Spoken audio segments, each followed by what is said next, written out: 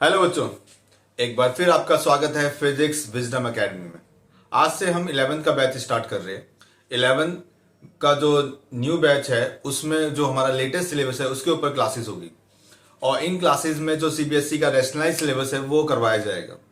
आपको पता ही होगा कि लेटेस्ट जो सिलेबस आया सीबीएसई का उसके अकॉर्डिंग जो फिजिकल वर्ल्ड वाला चैप्टर है वो अब जो है डिलीट कर दिया गया है। तो हमारा जो पहला चैप्टर होगा वो यूनिट एंड मेजरमेंट होगा। उससे पहले हम बेसिकली ये जान लेते हैं कि what is physics, what is science, उसके बारे में थोड़ा सा हम डिटेल में थोड़ा पढ़ लेते हैं।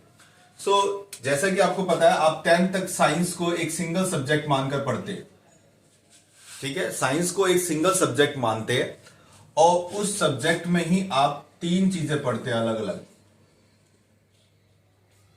एक हो गई आपकी फिजिक्स, एक हो गई आपकी केमिस्ट्री और एक हो गई आपकी बायोलॉजी। बट 11th में हम जो है साइंस को एक तरह से देखा जाए तो दो पार्ट्स में डिवाइड करते हैं। एक होती है फिजिकल साइंस, और दूसरा होता है हमारा बायोलॉजिकल साइंस।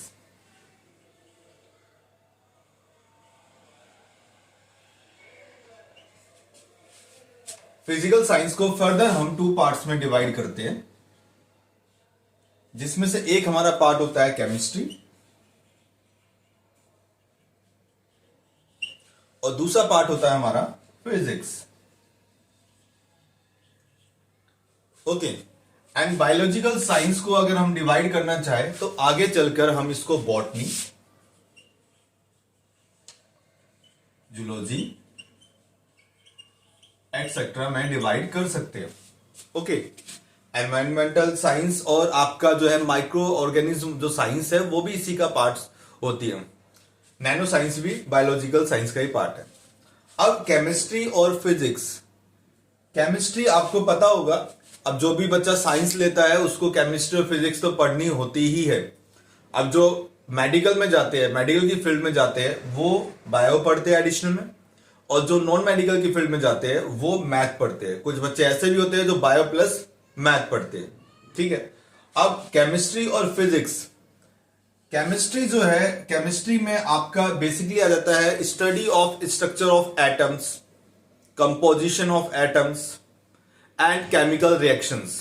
ये सारी चीजें आपकी किसमें आ जाती है? केमिस्ट्री में। आपका जो है chemical reactions,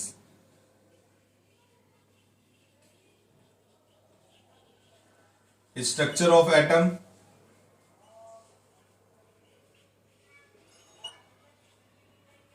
composition of elements of matter हम बोल सकते हैं। तो ये सब चीजें हमारी केमिस्ट्री का पार्ट होती है। केमिस्ट्री में हम बेसिकली फिजिकल साइंस का जो माइक्रो वाला पार्ट है वो पढ़ते हैं। ओके, फिजिक्स में हमारे जो है लॉज आते हैं।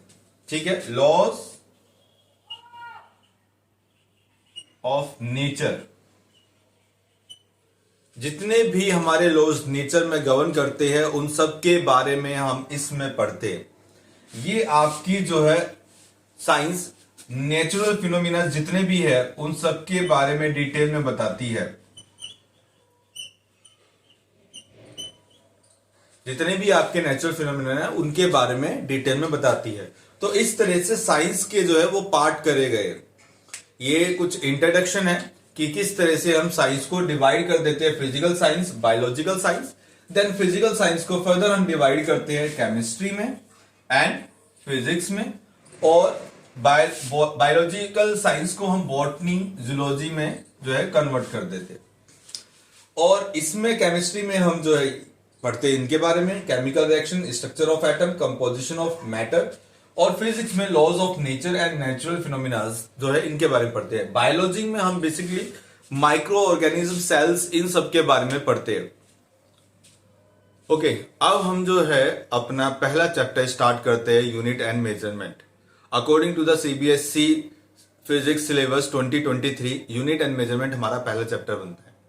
इस पूरे चैप्टर में हम यूनिट्स के बारे में, डायमेंशंस के बारे में, और एरर जो पहला पार्ट था अब वो हटा दिया गया है तो उसके बारे में हम नहीं पढ़ेंगे। बाकी सब चीजें हम इसमें स्टडी करेंगे। इसको पढ़ने से पहले हम ये जान लेते हैं व्हाट इज फिजिकल क्वांटिटी। हमारा जो पहला टॉपिक बनता है वो है फिजिकल क्वांटिटी। फिजिकल क्वांटिटी क्या होती है? फिजिकल क्वांटिटी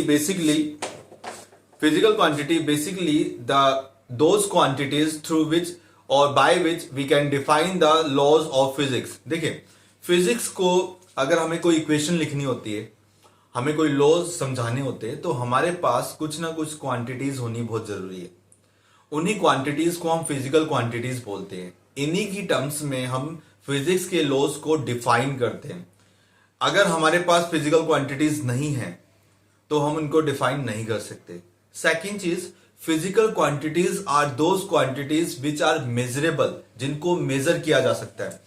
ठीक है, जिन भी क्वांटिटीज को हम कैलकुलेट कर सकते हैं, मेजर कर सकते हैं, वो हमारी फिजिकल क्वांटिटीज होती है। जैसे मास हो गया, टेम्परेचर हो गया, करंट हो गया, वर्क हो गया, फोर्स हो गया। इन सब क्वांटिटीज को हम मेजर कर सकते हैं कि एक ऑब्जेक्ट दूसरे ऑब्जेक्ट पे कितना फोर्स लगाता है, एक ऑब्जेक्ट कितना डिस्टेंस ट्रेवल करता है। तो ये सब हमारी क्या है? फिजिकल क्वांटिटीज है।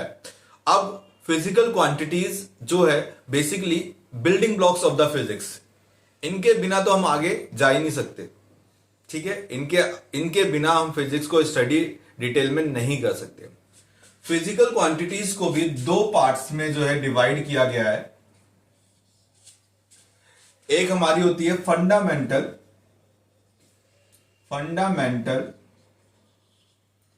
फिजिकल क्वांटिटी, और दूसरी होती है हमारी ड्राइव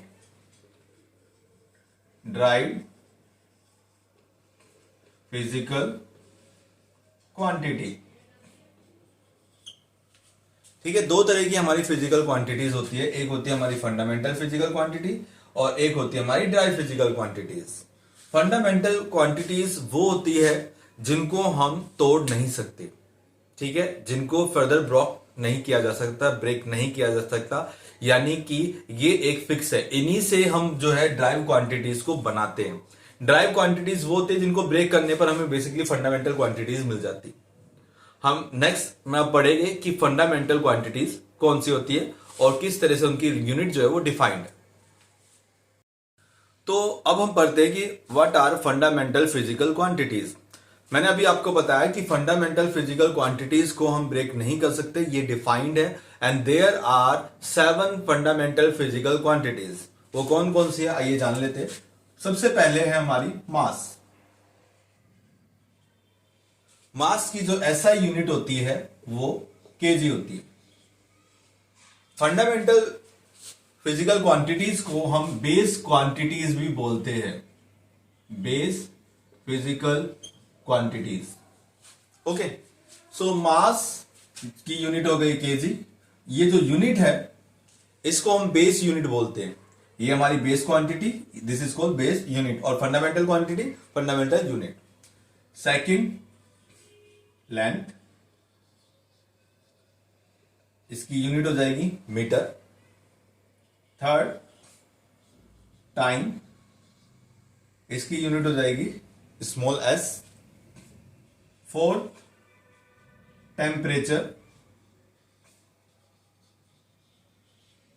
इसकी एसआई यूनिट हो जाएगी kelvin. Fifth, electric current,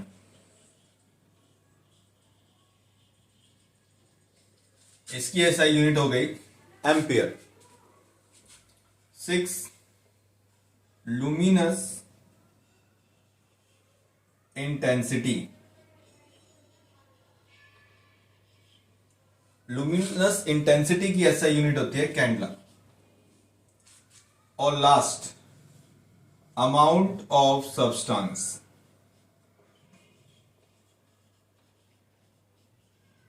amount of substance, इसकी एसआई यूनिट हो जाएगी मोल।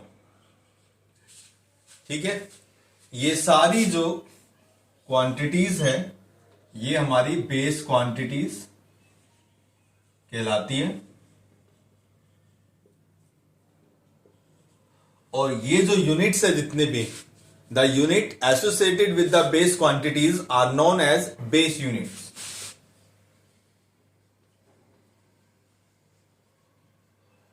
Units are known as base units. इनके अलावा जितनी भी हमारी फंडामेंटल क्वांटिटीज या जो हमारी इन 7 फंडामेंटल क्वांटिटीज के अलावा जो भी हमारी क्वांटिटीज बच जाती है वो सारी हमारी होती है ड्राइव क्वांटिटीज। जैसे कि आपकी हो गई एक्सेलरेशन, वेलोसिटी, फोर्स, वर्क, ये सारी जो क्वांटिटीज है ये हमारी ड्राइव क्वांटिटीज का पार्ट होती है। बट फंडामेंटल क्वांटिटीज जो है वो हमारे पास 7 ही रहेगी, इससे ज्यादा या इससे कम हमारे पास फंडामेंटल क्वांटिटीज एग्जिस्ट नहीं करती है। इन्हीं से हम बाकी जो हमारी क्वांटिटीज है उनको हम ड्राइव करते हैं। तो ये हमारे लिए जान लेना बहुत जरूरी है कि फंडामेंटल क्वांटिटीज कौन सी होती है। ओके, अब हम इस चैप्टर के नेक्स्ट टॉपिक पे आते हैं, that is called dimension of a physical quantity and this is one of the important topic of this chapter, जहां से आपके क्वेश्चन 100% आपको मिलेंगे एग्जाम में, एंट्रेंस एग्जाम में या किसी भी टेस्ट में या किसी भी पेपर में आप बैठते हैं तो उसमें यहां से क्वेश्चन आपको जरूर मिलते हैं। अब बेसिकली इसमें होता क्या है, डायमेंशन ऑफ फिजिकल क्वांटिटी का मतलब यहां पे क्या बताया गया। देखिए, हमने अभी तक पढ़ा कि फंडामेंटल क्वांटिटीज एग्जिस्ट करती है and there are only 7 fundamental quantities. Other than 7 fundamental quantities, all the physical quantities are known as derived quantities. तो उन ड्राइव क्वांटिटीज में कितनी पावर्स में हमारी बेस क्वांटिटी यानी कि फंडामेंटल क्वांटिटी एग्जिस्ट करती है वो हमें डायमेंशन बताते हैं। कि अगर हमारे पास फोर्स है तो कितनी पावर्स में मास एग्जिस्ट करेगा, लेंथ एग्जिस्ट करेगी, टाइम एग्जिस्ट करेगा। इससे हम एक रिलेशन निकाल पाते हैं कि फंडामेंटल क्वांटिटीज किस अमाउंट में वहां पे एग्जिस्ट करती है। और आपकी बुक में भी यही जो है डेफिनेशन दे रखी होती है कि the dimension of a physical quantity basically defined as the power और exponent to which the base quantity raise to represent in that quantity. ठीक है, तो उस पर्टिकुलर फिजिकल क्वांटिटी में कितनी पावर्स में बेस क्वांटिटी एग्जिस्ट करती है वो हमें बताना होता है। बट यहां पर भी हमें वो जो 7 फंडामेंटल क्वांटिटीज है उनके डायमेंशन को डिफाइन करना पड़ेगा। इनके अलावा 7 फंडामेंटल क्वांटिटीज के अलावा जितने भी डायमेंशन है उनको हम ड्राइव कर सकते हैं, बट ये हमारे लिए स्टैंडर्ड है। तो मैं 1 बाय 1 आपको बता रहा हूं कि what are the dimension of 7 fundamental physical quantities. So आइए स्टार्ट करते हैं। First, mass, dimensional formula of mass. Dimensional formula of mass, ये हो जाएगा आपका m। देखिए, मैंने स्क्वायर ब्रैकेट आप यहां पे लगाए। डायमेंशन को रिप्रेजेंट करने का एक स्टैंडर्ड तरीका होता है, हम सिंपली MLT नहीं लिख सकते। आपके एनसीईआरटी बुक में और सीबीएसई के अकॉर्डिंग भी ये कहा जाता है कि हम जो है डायमेंशन को हमेशा इस स्क्वायर ब्रैकेट में रिप्रेजेंट करेंगे। अगर आप इस तरह का ब्रैकेट या फिर इस तरह का ब्रैकेट यूज करते हैं तो वो जो है आपका डायमेंशन नहीं कहलाएगा। तो ये क्या हो जाएगा, गलत। तो सही कौन सा होगा, सिर्फ स्क्वायर ब्रैकेट। तो याद रहे कि डायमेंशन को आपको जो है स्क्वायर ब्रैकेट में ही रिप्रेजेंट करना होगा। Okay, so next, dimensional formula of length, ये हो जाएगा L। Then third, dimensional formula of time, it is represented by capital T in a square bracket। Fourth, dimensional formula of electric current, it is represented by capital A। जो symbol मैं आपको बता रहा हूं ये स्टैंडर्ड है, आपको इन्हीं को ही यूज करना है। Then fifth, dimensional formula of temperature,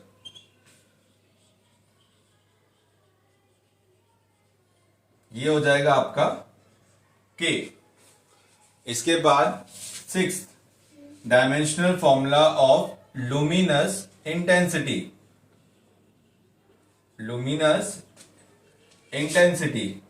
तो ये आपका हो जाएगा कैंडला जो इसकी यूनिट होती है उसी के बेस पर हम इसका डायमेंशन बताते हैं। और 7th last, amount of substance. Amount of substance, amount of substance को हम मोल में रिप्रेजेंट करते हैं। ओके, तो these are 7 fundamental physical quantities with dimensions M, L, T, A, K, C, D, mole. ठीक है, अब इनके अलावा जितनी भी हमारी जो फिजिकल क्वांटिटीज एग्जिस्ट करती है उनके डायमेंशन हम इन सब का यूज करके निकाल सकते हैं। तो इनके बारे में पता होना बहुत जरूरी है। मैं दोबारा बता रहा हूं, डायमेंशंस को आपको स्क्वायर ब्रैकेट में ही रिप्रेजेंट करना होता है।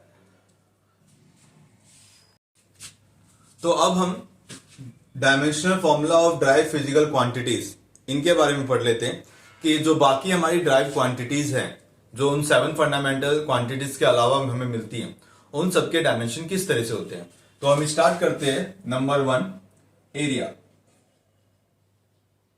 एरिया हमारा होता है लेंथ इनटू ब्रेथ। लेंथ का जो डायमेंशन है वो होगा L, और ब्रेथ को भी हम लेंथ में ही मेजर करते, तो ये हो जाएगा आपका फाइनली L स्क्वायर। तो एरिया का डायमेंशन हो गया L square. Second, volume. Volume is given by L into B into H, length into breadth into height. तो यहां पर इसका जो डायमेंशन है वो आ जाएगा L cube. Now number 3, density. Density is given by mass divide by volume. Mass का जो डायमेंशन होता है वो है m, वॉल्यूम का डायमेंशन हो गया आपका L cube. Then this will be equal to ml minus 3। Now fourth is velocity. Velocity is equal to displacement upon time. Displacement upon time. So displacement जो है वो लेंथ से रिप्रेजेंट किया जाता है डायमेंशन में, तो L डिवाइड बाय T, और जब कंबाइन करेंगे तो ये हो जाएगा L T minus 1। Fifth, acceleration. Acceleration is given by change in velocity divide by change in time. Velocity divide by time. So velocity का डायमेंशन अभी हमने निकाला है L T माइनस 1, और टाइम हो गया आपका T, तो अगेन ये ऊपर जाएगा तो माइनस का हो जाएगा। सो आपको मिलेगा L T माइनस 2। सो 6 हो गया आपका फोर्स। फोर्स जो है वो आपका होता है mass into acceleration. Mass into acceleration. So ये हो जाएगा आपका m, और एक्सेलरेशन का डायमेंशन अभी हमने निकाला है, that is L T minus 2। तो कंबाइन होकर ये हो जाएगा m L T minus 2। Seventh हमारा हो जाएगा वर्क। वर्क का जो फॉर्मूला होता है वो है force into displacement. Force into displacement. Force हमारा हो जाएगा m L T माइनस 2, और डिस्प्लेसमेंट का डायमेंशन हो गया L, तो कंबाइन होकर हमें मिला m L square T minus 2। So m L square T minus 2 किसका डायमेंशन है? वर्क का। Then energy.